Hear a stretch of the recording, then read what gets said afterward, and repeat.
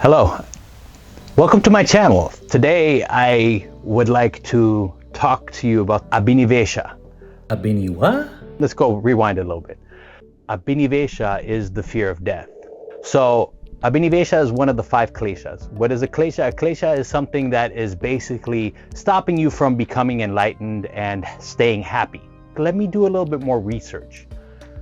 And as I did so, I found out that there's actually 22 different definitions for the word Abhinivesha.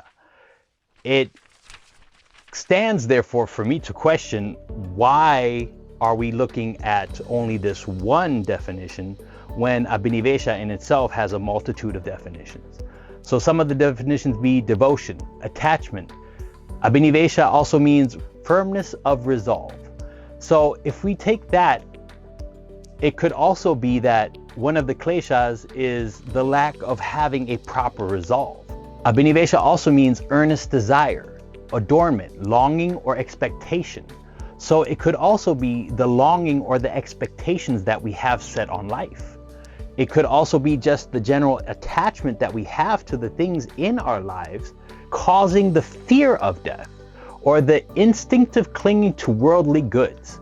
So if we look at it out of that perspective, it's not necessarily the fear of the action of death or the fear of losing your life. It's the fear of losing the ego. So not the fear of death, but the fear of losing the ego or the self. Because when we return to the origin is everything. So we have spirit, and spirit is the soul. And the soul is part of the ego, and we lose the individuality for the replacement of oneness. And it's in this oneness where we are no longer ego standing alone.